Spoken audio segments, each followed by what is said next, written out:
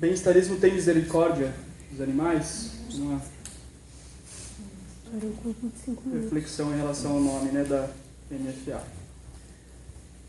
O conteúdo que eu pretendo apresentar é um pouco bem breve sobre o conceito. Isso é bem-estarismo porque sugere, né, uma certa ideia de bem-estar. Isso é interessante causar uma reflexão na própria palavra em si, porque ela induz as pessoas a acharem que é uma coisa boa. Então vamos trabalhar esse ponto também. O cara que trouxe a NFA para o Brasil, o caso das galinhas de ovos de ouro, é o caso principal de denúncia que eu trouxe ano passado. As principais desculpas que eles alegam para defender essas campanhas, eles têm 3 específicas, que foi inclusive apresentada no Congresso Vegetariano, que o especialista da NFA trouxe como as mais imbatíveis e que são fácil de rebater. Pretendo apresentar uma nova denúncia sobre essa organização, deixar claro que não existe nem misericórdia nem honestidade da parte deles, e finalizo com uma carta de repúdio como proposta também de ação em relação a isso.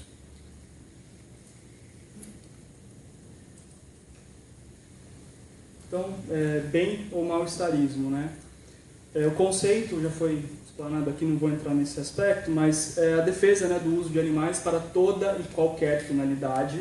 Também usa para defender a caça, para defender rodeio, enfim, não é apenas a questão da alimentação. Tá? Essa ideia defende a vivissecção também, enfim. E é o discurso, né, da ótica dos animais bem tratados. Então, o bem-estarismo, até pelo nome, bem-estar, ele é sedutor, né? Ele pega as pessoas na ingenuidade, né, como foi dito aqui. No entanto, ele é um pensamento muito oneroso, porque cada recurso, cada investimento de tempo, dinheiro, enfim, que for no caminho do bem-estarismo, é um dinheiro, um recurso, um trabalho voluntário que poderia ter sido para os direitos animais. São opostos. E uma reflexão e proposta de contra-argumentação que eu gostaria de colocar para a gente fazer ir além da crítica tradicional ao bem-estarismo, né, dessa oposição que existe com os direitos animais. Mas questionar, refletir, pesquisar, e quando a gente pesquisar a gente vai ver esses dados, que o bem-estarismo ele não é tão eficiente assim como ele alega, mesmo dentro dos próprios termos. Então, quando eles falam melhorias imediatas para os animais, né, que eles estão conseguindo vitórias e tudo mais, eles não estão sendo eficientes do ponto de vista dos direitos animais, isso já foi deixado claro, mas eu levanto o questionamento de que eles não são eficientes nem do ponto de vista do bem-estarismo, porque nem bem-estar eles estão conseguindo, e os dados vão mostrar isso. Então, é importante ter, junto ao discurso crítico do bem-estarismo, também essa questão da eficiência, que é uma bandeira que a NFA, por exemplo, levanta muito, mas os fatos mostram exatamente o contrário. E até hoje eles não responderam esses fatos quando eu trouxe a denúncia no ano passado.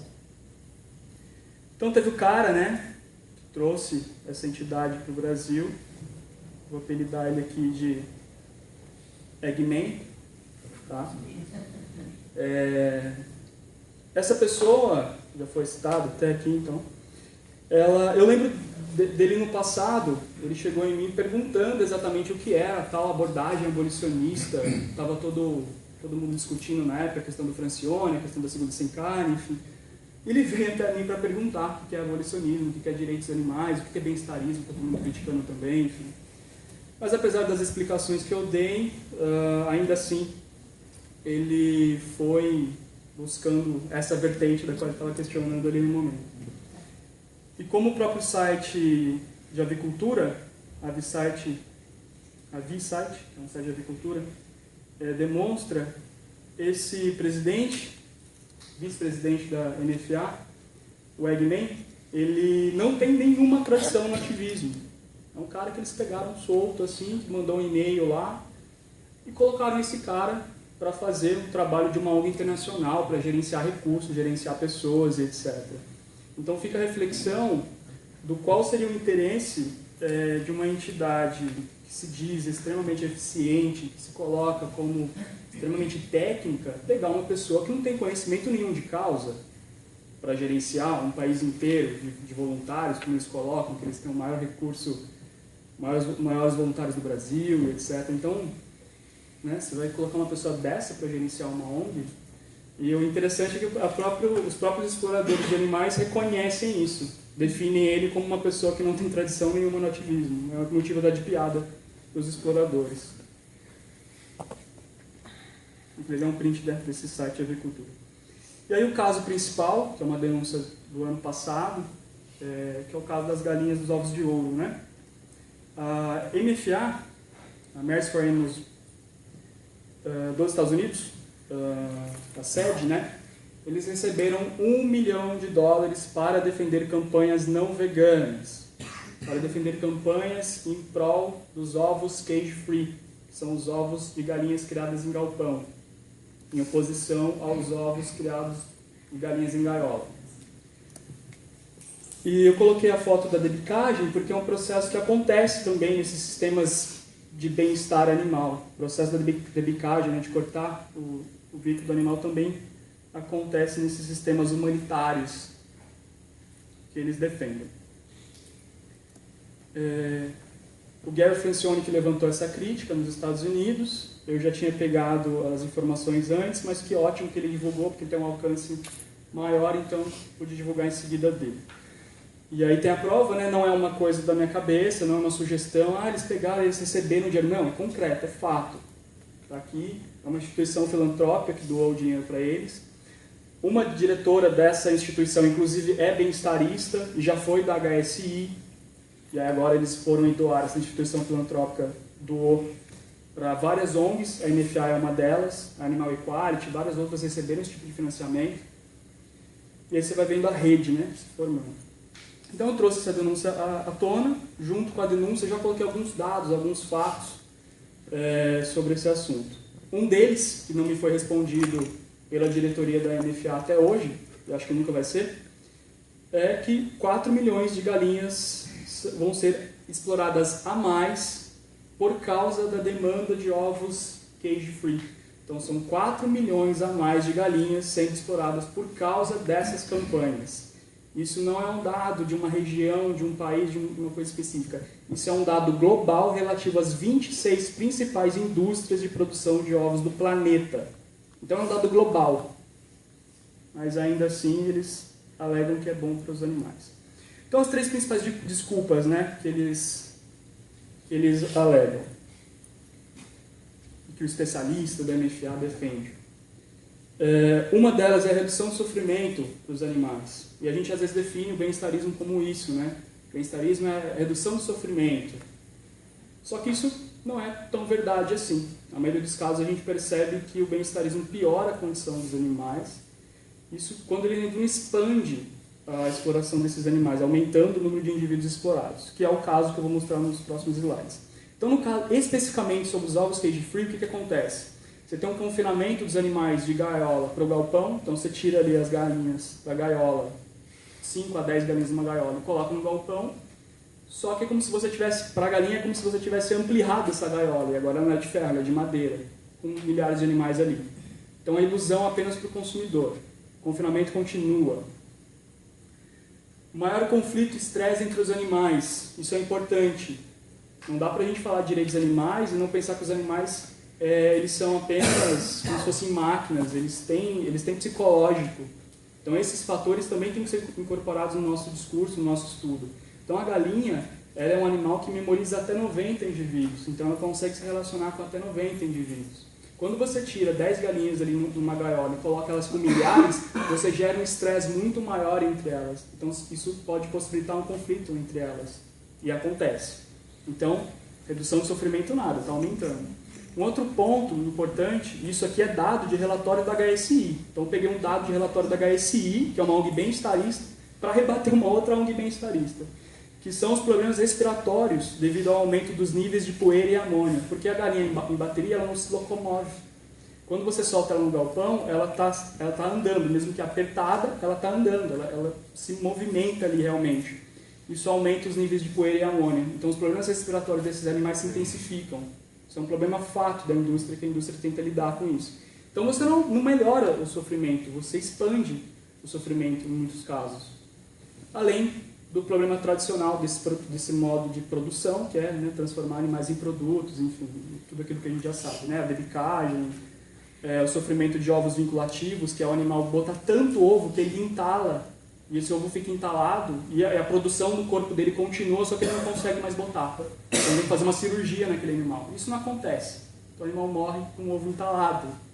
Isso é fato também, é algo que não é tão raro de acontecer na produção de ovos. Então, redução de sofrimento, balela, não reduz sofrimento nenhum. Campanha bem-estarista, ovos cage-free, da Mercy for Animals não está reduzindo o sofrimento, está aumentando o sofrimento e aumentando o número de indivíduos explorados. Então, desculpa, falácia deles, isso. Outras duas principais desculpas que eles deram, eu coloquei junto aí no caso, que é o aumento do preço do ovo para o consumidor final. Então, se aumentou o preço, o consumidor não vai consumir, essa é a ideia deles. Eles alegam. E aumento do custo para o fazendeiro. Não é assim que funciona. Não é assim que funciona.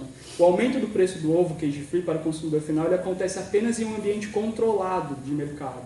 Então aumenta mesmo, mas aumenta enquanto ainda tem a opção do ovo tradicional. Porque quem pode pagar pelo ovo bem-estarista, paga. E paga mais. Então você gera mais lucro para a empresa.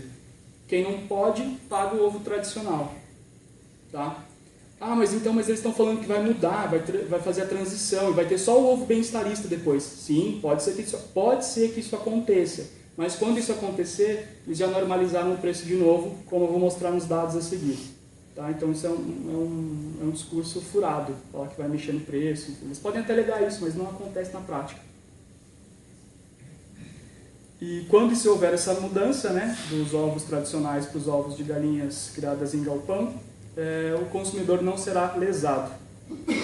Será mantido o preço ou vai ter até um crescimento de mercado. E além do mais, os custos adicionais para fazer uma produção bem-estarista, no caso de cage-free, eles são custos de investimento. Apenas isso. Então é custo de investimento. Depois que você investiu, você vai ter o retorno disso. Tá? Mais para frente eu mostro outros detalhes. Então, você pode ter uma comparação entre os dois ovos, por exemplo, que no caso do ovo cage-free, defendido pela NFA, você tem 261% a mais de lucro, essa possibilidade de lucro para o fazendeiro, e tem uma estabilidade nas vendas. Diferente do ovo tradicional, que tem variações de preço ao longo do ano. Mas e os custos de investimento? Ainda assim, você pode ter um custo de investimento, isso vai impactar para o produtor e etc. Então, vamos pegar o caso da União Europeia, que eles estão fazendo essa mudança lá há muito mais tempo, e vamos ver como está a realidade lá.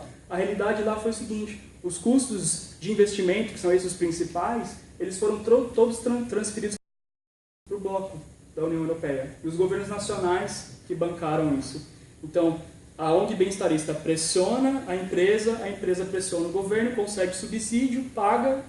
Então, eles lucram a mais no período transitório, que é com produto de valor, bem-estarista, né, com bem-estar animal, as pessoas pagam a mais por isso, depois eles normalizam o mercado. E o custo foi para o governo, foi para o imposto, foi para a gente. Então, tem custo de investimento? É maior? É, mas isso não está sob o nosso controle. A indústria vai e distribui esses custos. Então, um relatório da própria HSI, que é a Humane Society International, no caso HSI Brasil, ou HSUS, que é a sociedade original dos Estados Unidos, é a mesma, eles têm um relatório, eles têm vários relatórios que eles produzem sobre o bem-estarismo, que eles são uma ONG bem-estarista, e eles fazem um trabalho de mostrar para os empresários que você pode ter um lucro maior com a produção de ovos cage-free. Tá? E eles até fazem a indicação de quais instalações podem ser feitas de modo que reduzam custos.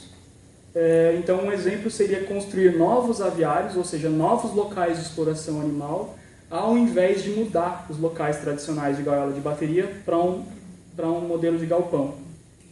Tá?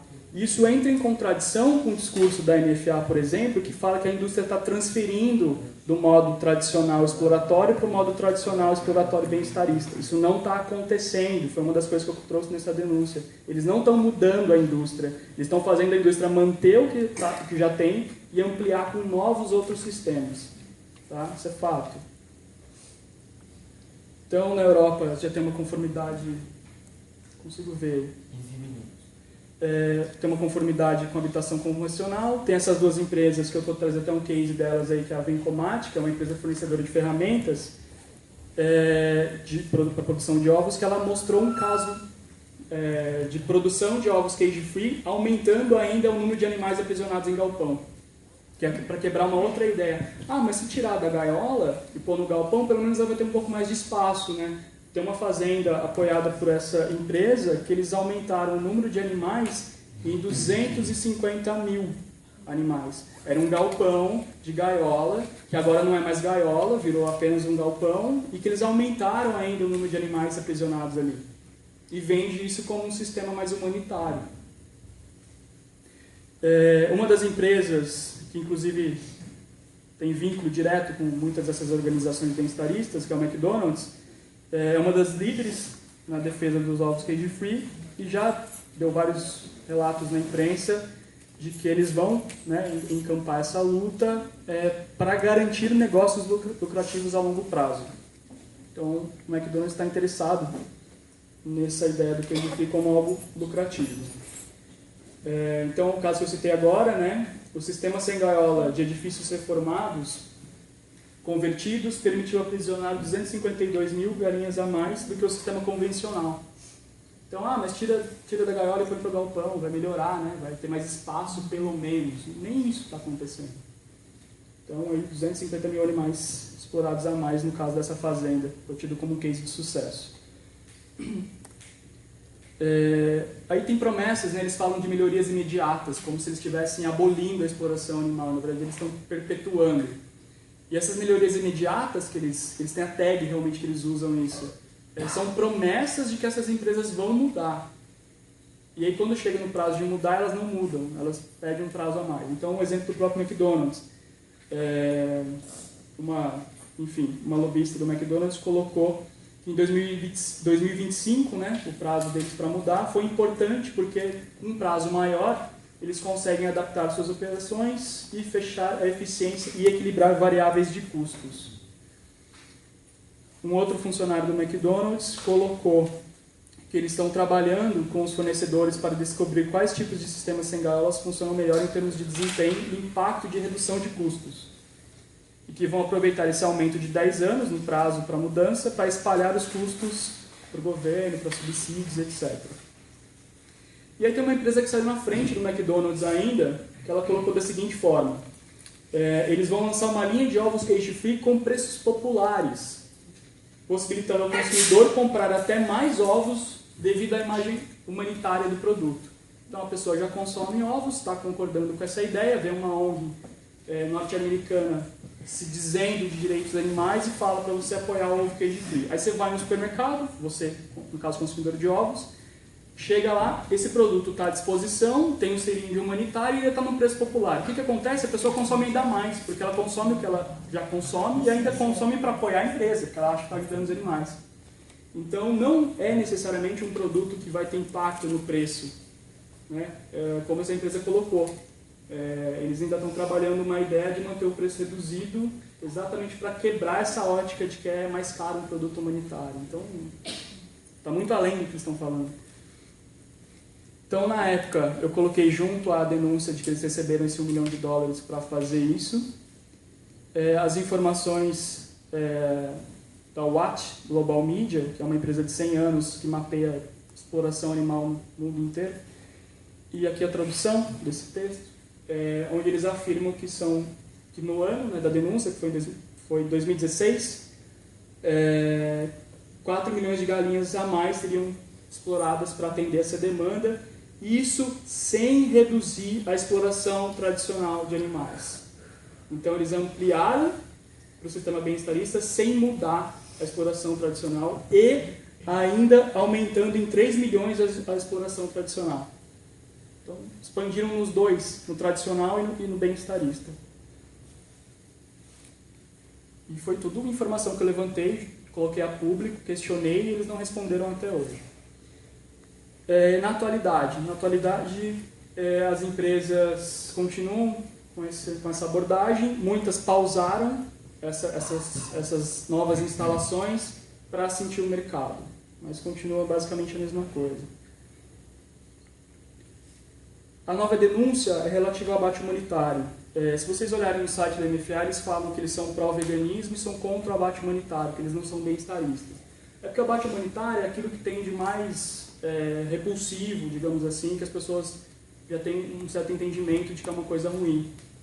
Diferente de outros modelos bem-estaristas, como ovos de galinhas criadas soltas e coisas do tipo, que ainda precisa de mais informação para algumas pessoas. Então eles falam que isso eles não apoiam, porque eles sabem que isso é o pior para eles apoiarem. No entanto, e essa é a nova denúncia, tem um projeto chamado Brain Dead Chickens, que é matar galinhas pelo cérebro. E esse projeto foi comentado pelo educador global da NFA como um projeto que ele considera interessante. Aqui está a pergunta nesse site, tem outras alegações da internet, esse foi o que eu registrei. Então eles colocam como um projeto interessante, é uma ideia interessante, matar galinhas pelo cérebro. Esse projeto, que é um projeto de abate humanitário, bem-estarista, a ideia funciona da seguinte maneira. O animal é morto por um corte cerebral, mas ele continua sendo alimentado para que ele possa crescer e engordar e isso transformar em carne de galinhas. Esse projeto é apoiado pela NFA, ao meu ver, porque se uma pessoa, diretor de educação global da NFA, fala que essa ideia é interessante, isso para mim é apoio. Isso para mim é um apoio. Está lá, público, publicou isso, que é uma ideia interessante, aí ele fala de outros exemplos, enfim. É isso. Tá bom? Então, eu chego na seguinte conclusão. A NFA não tem nem misericórdia e nem honestidade, porque eles divulgam que são uma ONG vegana que não apoia o abate humanitário, isso está no site deles. No entanto, um educador global, que é um cara que veio até para o Brasil na época dos congressos que existiram aqui, estava com a equipe toda da NFA no Brasil, diz outra coisa. Né? Então há um choque de comunicação interna entre eles, talvez. E o ponto de que não há misericórdia nem honestidade é porque eles alegam ser uma organização vegana e defensora dos direitos animais, mas realizam ações bem-estaristas. Teoria e prática. Né? Eles confundem o público leigo sobre conceitos de veganismo e vegetarianismo e direitos animais. Eles confundem os voluntários, assim como um público leigo, sobre conceitos acima, né? Vegetarianismo eles promovem como se fosse... dão a ideia errada do conceito, né? Não como uma dieta 100% base de vegetais. Confundem as pessoas sobre veganismo, nessa ótica de boicotam produtos da Unilever testados em animais ou não, enfim, toda essa confusão. Confundem os voluntários sobre ativismo, sobre direitos animais. Então a pessoa chega, acabou de entrar no veganismo e vê lá uma ONG internacional, então acaba simpatizando com essa ideia e nisso eles conseguem muitos voluntários. Tomar cuidado, né, com o marketing que é feito por essas ONGs. Então eles confundem os voluntários nesse sentido, em termos de questões históricas, ativismo e estratégia. Outro ponto do qual eles não estão sendo honestos, eles não me responderam até hoje a essa denúncia, agora eu estou trazendo uma nova, vamos ver o que acontece, é que a indústria não está mudando. Eles alegam que os ovos queijo free é uma revolução global, isso vai mudar. Não, não está mudando. Os fatos da própria indústria estão dizendo isso. A indústria está dizendo que não está mudando e eles estão falando que está. Então, por exemplo, né, eu trouxe ali o caso das 4 milhões de galinhas a mais sendo exploradas por causa dessas campanhas de ovos queijo free. Então, além disso, o dado mais recente que eu encontrei a nível global é esse, que é nessa mesma agência de mídia. O número de galinhas em gaiolas aumentou de 8,5 milhões em 2014 para 35 milhões em 2018. Então, o número de galinhas tradicionais, criadas do modo tradicional, está ampliando. E o modo bem-estarista. Então, eles estão criando um novo mercado. Um novo mercado de exploração animal. E não fazendo transição nenhuma. E mesmo que aconteça essa transição, eles não estão promovendo a ideia de que o animal não está ali para ser usado. Então, esse é o ponto que eu falei, né, da questão da honestidade, da questão de que o bem-estarismo alega ser eficiente, alega reduzir o sofrimento, até a definição conceitual está nesse sentido, mas que isso é bom a gente atentar que não é porque eles alegam isso que isso está acontecendo. É pior ainda, além de ser uma ideia contrária aos direitos animais. Então eu trouxe uma carta de repúdio ao mal-estarismo, que eu convido a todos que quiserem encampar essa ação, os grupos assinarem, os ativistas independentes. E essa carta tem alguns pontos principais, eu achei que ainda seria um local muito importante para a gente levantar essa discussão. Como a NFA não responde a essas denúncias, ela não é uma resposta clara, não sei respostas em comentários genéricos, e às vezes nem isso eles fazem, eles esquivam, né, da questão. Então eu acho que é interessante a gente informar, essa carta informa que o financiamento foi feito para uma mudança de discurso, porque antes eles criticavam os ovos cage-free. Depois que veio o financiamento, eles passaram a apoiar. Tem essa questão importante também. Evidenciar o impacto direto para os animais dessas campanhas. Uma crítica à propaganda manipuladora bem-estarista, porque eles trabalham uma ideia de que os abolicionistas são agressivos, não sabem conversar, não têm entendimento de mercado, não têm entendimento de estratégia, e eles não poderiam estar completamente errados sobre isso. Eles estão viajando nessa ideia. E de que a gente não tem estudo, de que a gente não tem embasamento nos argumentos, e eles são os únicos poderosos, estratégicos e inteligentes. É esse o discurso realmente que eles levantam. Então eu achei interessante pegar dados da própria HSI, de ONGs bem-estaristas, para rebater o deles. Achei que seria uma piada interessante. Então essa carta põe um outro ponto importante, que é o reconhecimento aqui do ENDA, dos grupos que quiserem apoiar essa carta, dos ativistas independentes, da Nurse for Animals como uma ONG bem-estarista. Então, já que ela não assume para o público o que ela é de fato, ela não está sendo honesta em relação a isso, então a gente assume por ela. E encerro aqui então a apresentação.